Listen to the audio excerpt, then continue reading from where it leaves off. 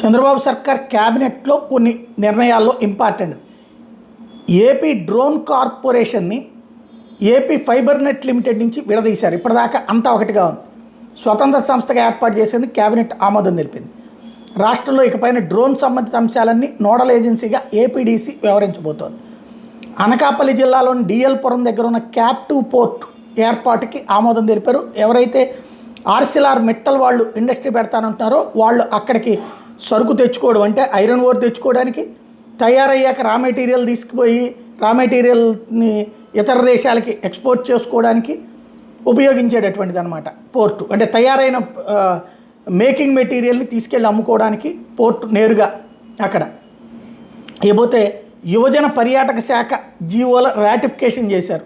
మరోవైపు 710 కోట్ల హడ్కో రుణానికి ప్రభుత్వం గ్యారంటీ ఇచ్చేందుకు ఆమోదం తెలిపారు. ఏపీ మీడియా అక్రిడిషన్ నిబంధనలు 2025కి ఆమోదం లభించింది. Nagarjuna Sagar left branch canal retaining wall నిర్మాణ ప్రతిపాదనకి ఆమోదం తెలిపారు.